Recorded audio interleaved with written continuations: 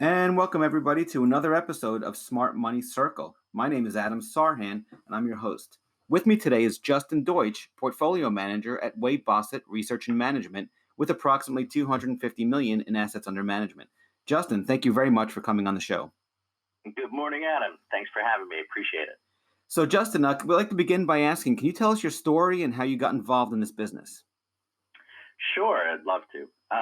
Let's see. I'm going to have to date myself here, but I started in the business in 1999-2000 at Prudential Securities, where I went into their RIA analyst program. And after a couple of months, I actually got hired away to become a junior analyst / trader at a hedge fund called Horn Capital. And that's where I met one of my mentors and really started to get involved in the process, the fundamental process, as well as the technical process of learning how stocks move and how to make a living, how to make money for myself and for my clients. No, very nice. So you started off with the RA side opposed to being just a normal Series 7 broker. Was that by chance or by choice? It was really by chance. When I was in college, I had worked for Prudential Securities as an intern, and I had a great manager at the time, a gentleman named Abe Bornstein, who told me that if I get all my licenses before I actually graduated college, that I could have a job and dive right into their program. So it seemed like a pretty great way to start off my career, and got all my licenses and started off on the right foot. I love it. So tell me a little, Justin, if you can, more recent history, how you got involved with your current firm, and a little about your investment strategy, if you don't mind. Sure. So Weybosset Research Management was started in 1999 by a gentleman named Flay Lewis III. And after leaving the hedge fund, when did I leave that? Probably about 2007, 2008. I was on the buy side for a little bit, and my job there was, on the sell side. My job there was to develop investment ideas for mutual funds and hedge funds. And I sort of specialized in industrial, cyclicals, financials, and large cap to medium cap names. And I had struck up a wonderful friendship with Flay. And it turned out that about 30% of his portfolio over the 5-6 years that I had been working with him were names that I had given him as investment ideas. So as time moved on, Flay was looking for somebody to come in and help him run his business. And it was a seemingly natural fit, the fact that we had very similar investment philosophies, and he was already invested quite heavily in the ideas that I had generated for him. Nice. Yeah. Great story. So I've been at Weybosset for about 6.5 years now. Nice. And then how about your investment strategies? You had similar ones. Can you just explain the actual strategy to us? Sure. So we look for a few key criteria for the investments that we make. And number one is the company has to be profitable. Okay. We not only like to see profitable businesses, but we like to see that those earnings are growing in good times and in bad times. So that lays out the foundation for everything that we invest in. Number two, we like to have companies that have clean balance sheets. And when I'm talking about clean balance sheets, we like to see that they have very little to no debt. Because if you have no debt, then you can't go out of business. And for us, that provides sort of a security blanket or a safety blanket. And I like to sleep well at night. And if I don't have to worry about my businesses going under, then that helps me to sleep very well at night. So nice. Third is we like to see very, very good, capable management teams, and management teams that run the business sort of the way that we look at the world in relation to our ethics and our morals. We like management teams that are very upfront and honest and tend to underpromise and overdeliver. And then, as you had mentioned, we like to see companies that have return on equity and return on capital north of 15%, preferably even higher than that, 20s or above. So return on capital and return on equity those eventually become our shareholder returns. Got it. And then there's two more points that we usually look for, and that is that the company that we're investing in is either the lowest cost provider in the space, Okay. so therefore nobody else can come in and ruin the party, or has, as you mentioned, brand recognition, something like a John Deere or a Johnson & Johnson or a New York Times, where the brand is the company and nobody can take that away and gives you that sort of margin of safety. And lastly is, just as in real estate where everything is location, location, location, we are long-term fundamental value investors. And to us, the most important thing is price, price, price. So if I can pick up these wonderful gems of companies at really reasonable valuations where the market isn't expecting much from them, eventually wonderful things happen to great companies. No, I like that. That's really good. So just to help explain some of these points, if you don't mind. So the first one, profitable earnings. I mean, that makes sense. You look for earnings growth. Do you look at it on a quarterly basis or annual basis or both? We really try to look on an annual basis and kind of look out, per se, 2 years, 3 years, 5 years of the direction of the company that's going. Bad things happen to wonderful businesses. Business is not in a straight line. Earnings are not in a straight line. So we really try not to look at the quarter to quarter, as long as sort of the overall trend for the next year, 2 years, 3 years is going higher. That's what we're looking for. So interesting. You look at forward earnings growth projections, not past earnings growth? That's correct. Yes. So if a company lost money in the last 3 years, but it's projected to grow in the next 3, that'll be okay. Well, I don't love to go and make investments in companies that are losing money for 3 years in a row. That's kind of not our thing. But, bad times do happen. Earnings do slow sometimes for, all sorts of reasons, macroeconomic reasons, or, somebody's got a problem with a product, something like that. But we really try to look into the future, because I'm buying a company not for what just happened last year or 2 years before. I'm buying a company for the future earnings, right, for the next 3 years, 5 years, 10 years, 20 years from now. Right. That makes perfect sense. Yeah. Next point, clean balance sheets, little to no debt. That's self-explanatory. Capable management teams. How do you, Justin, decide or determine whether or not management team is capable, meets your values, etc.? Profitable metrics, it's numbers, balance sheet numbers, debt numbers. But how do you actually determine whether or not management is quote unquote capable or up to snuff, or however you want to, up to par, whatever you want to use? Sure. Well, there's two things. It's both quantitative and qualitative, right? So it's quantitative in the fact that you can look at the history of the management team and you can see how well that they've done with the company, by earnings growth over the last couple of years in the past. Then you can see, obviously, how well those returns have done for the stock itself and for its shareholders. And then on the other side of it, it's personality. It's meeting these guys. It's sitting in a room with them, seeing what they say, what's their body language, what are they telling investors. When they tell an investor, we're increasing the dividend and business is going to be good for the next, year or 2 years, do those things actually happen? When they come out with a 5-year plan of the direction of the company, do they hit the milestones that they say they're going to do? So it's really, do their words correlate to their actual actions, and do they follow through on that? And thankfully, most of the time for the investments that we've held for very long periods of time, these guys and girls hit their marks. And the more they hit their marks, the more confidence we have in them. And we tend to stick around for very long periods of time. Got it. Makes sense. And if you're not able to meet the management team in person, would it be okay to say, hey, here are the numbers, here's their performance, and that suffices? Or is it mandatory that you meet the management team before making an investment? We really try to meet them before we make an investment. If for some reason, they're on the other side of the world, I really do spend a lot of time looking and listening to quarterly earnings calls, going back for a year, 2 years, 3 years, just to kind of get a feel for how they speak, right, what they're saying.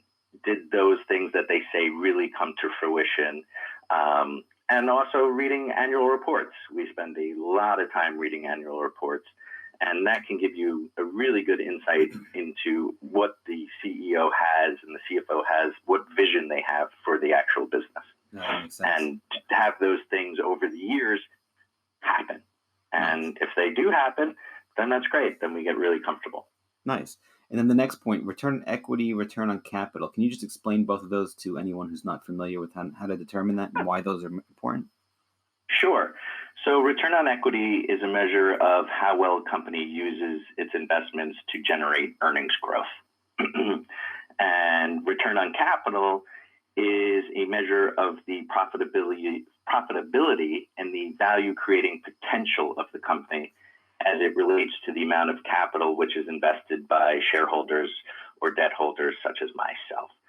So those two are really important to us because we are trying to maximize the returns for ourselves and for our shareholders. So the S&P over, let's call it a 100-year period has averaged roughly 10%. So we, as investors, would like to return more than just investing in an index in the S&P 500. Right. So if a company has return on equity, return on capital north of 15%, as I mentioned, preferably north of 20%, that their, returns are beating the S&P by 50%, by 100%. And that's what's needed to gain outsized returns, in our opinion. And eventually, if you have high measures of return on equity and return on capital, those returns become your shareholder returns. Got it. It may not happen every single year, but over long periods of time, those returns become your returns. Understood. And then lowest cost provider in the space, that's pretty self-explanatory. Brand recognition, like a Kleenex, pretty Googled where the word becomes a verb. I get it. Self-explanatory. Price. I love that instead of location. Here's the not the million, billion, $1 trillion question, whatever number you want. How do you determine value? Well, value is I would say that's a little difficult of a word to determine. So I think it's when you kind of put all those key criteria together at once. And if a company hits all those key criteria and the market is undervaluing based on its multiple and its earning power, then there is some sort of value there. So the markets tend to give you opportunities when there's geopolitical risks or, as we just had some missiles dropped the other week, or there's an economic crisis, or people just panic for whatever reason there is. And every industry sort of has its multiple range. When I first started in the business, banks were somewhere between, 12 and 16 multiple. Industrials were, 14 to 18 multiple. And then you can go on sort of down the list and you get to the high tech growth stocks or, 25 to who knows what, 50 multiples. So we're really looking for these companies that have this earning potential where for some reason or another, whether the company just got spun out from something else and the market doesn't realize their earning potential compared to their multiple, or some extraneous factor is holding them down, that's where the value is created for us. That we can look out and say, hey, the company 2 years from now is going to earn $10 in earnings, but the market right now is only pricing it as if they're only going to earn $6 in earnings. So when I can buy a $100 bill for $60, that's a worthwhile investment for us. Got it. So you more or less you look at it on a function of forward earnings, take a multiple that you feel is fair or undervalued. If the stock is currently trading at or below what you consider to be a fair multiple on those future earnings, then the business, in your words, because you don't look at it as stocks, you look at it as you're buying businesses, right? Instead of trading stocks. That's correct. Then if you want to buy that business, it'll make sense for you.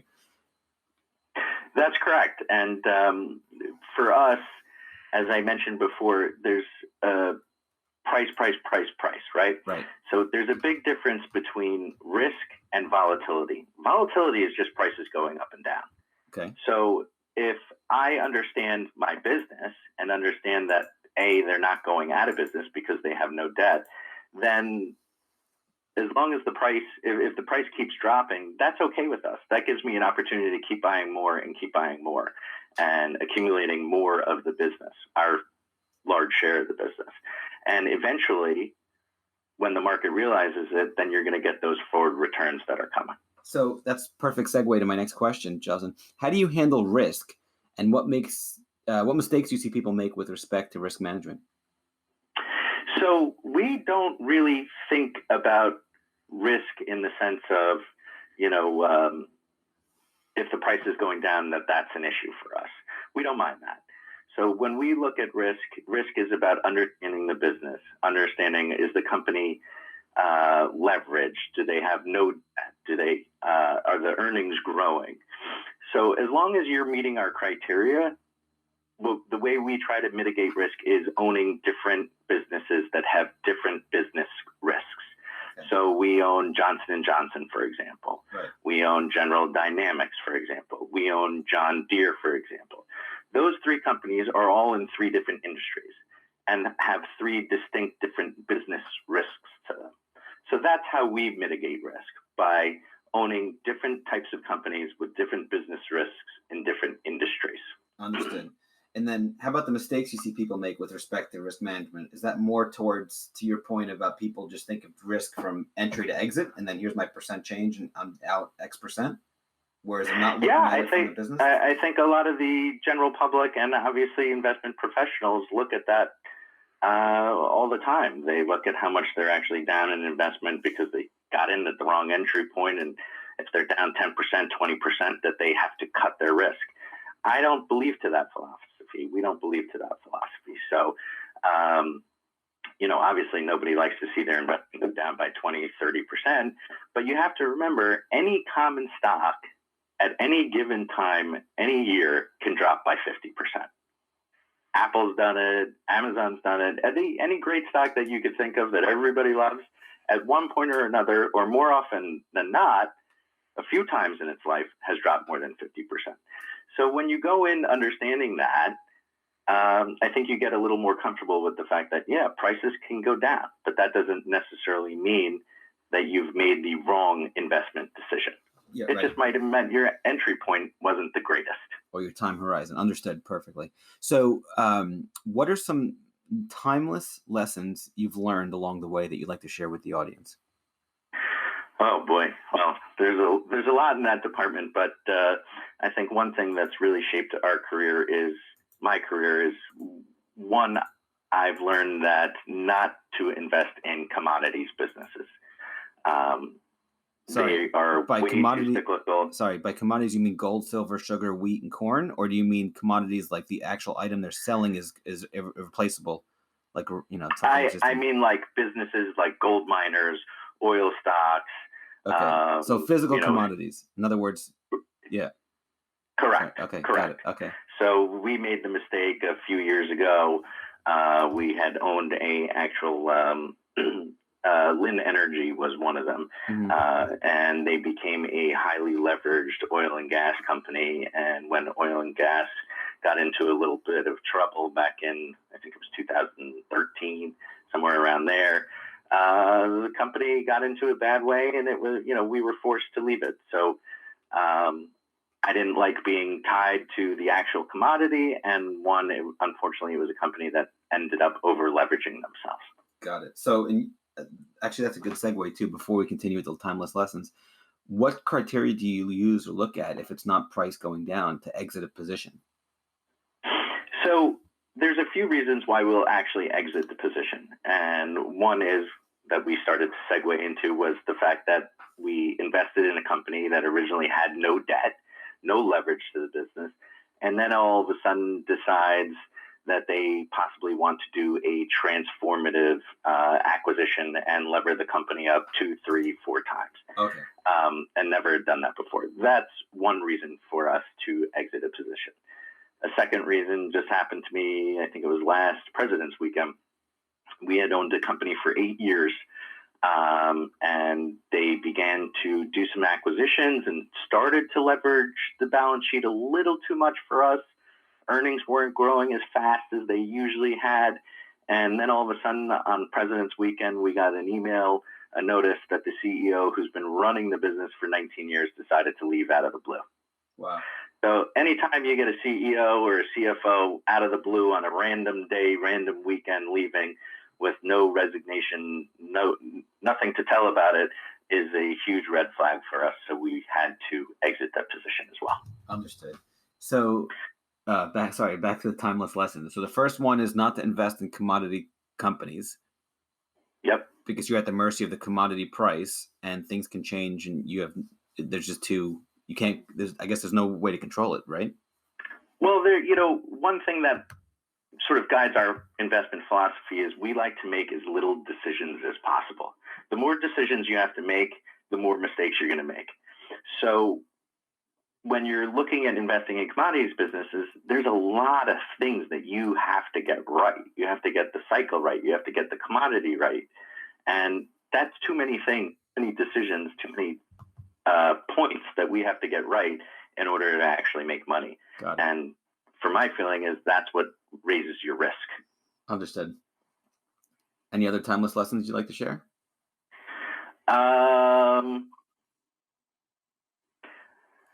I think the biggest thing that needs to be understood for most investors and for myself is just being patient.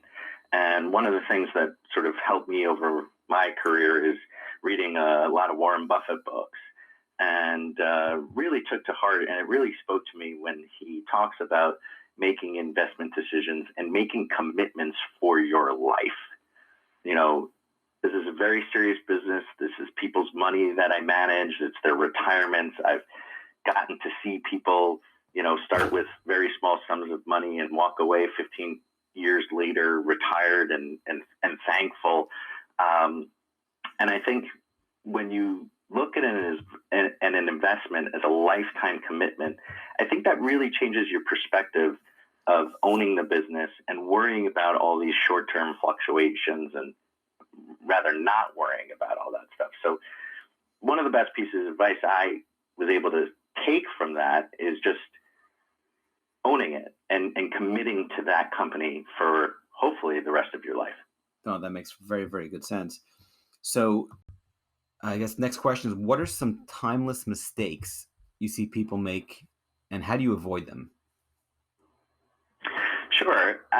I think the biggest thing that I see is people are constantly worrying about what the quote-unquote stock market is doing, and sort of base their investment horizon or what they're doing with their money, whether or not the S&P 500 is up 5%, 10%, or down 10%, 15%, and sort of let their emotions dictate what they're doing with their money. I think that's the biggest mistake.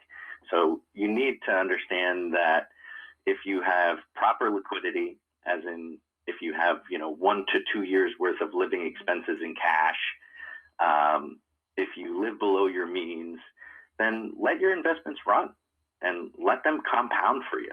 And anytime the market corrects 5%, 10%, 20%, don't think it's the end of the world. Use that as an opportunity. So instead of running away from it, instead of panicking and selling, that you should know and you should train yourself that those corrections are opportunities, and you should actually be adding more money to the situation. Interesting. So even, I guess my next question would be, how do you separate normal, healthy corrections and or pullbacks in a bull market and then the beginning of a bear market? And then does your investing strategy change when we're in a bearish environment? So our investment strategy does not change when we're in a bearish environment. That's when we do our work and look for the new opportunities, as I'm always looking for opportunities. So when markets are rallying and going up all the time and multiples are expanding, That's not our greatest time to do our greatest work. When markets are actually in the correction process, that is when I can do and make a smart decision for myself and for my investors, because that's when the opportunities arise. I know my investors would rather me pay 7 times, 8 times earnings for a wonderful business if I can when people are panicking, as opposed to paying 15, 16, 17 times for a business. So the corrections are when actually I can do something smart and there's mouth-watering opportunities for myself to take advantage of. Got it. No, that makes sense. And then, so bear markets or corrections, instead of panicking and selling, you're saying you look at those as opportunities to buy because that's when stocks go on sale, or businesses Correct. go on sale rather instead of stocks. Yes, Got 100% correct. Got it. So I guess it's another mistake, if I hear you correctly, just to read between the lines, is looking at the stock market, looking at you, thinking of it, internalizing it as you're investing in stocks.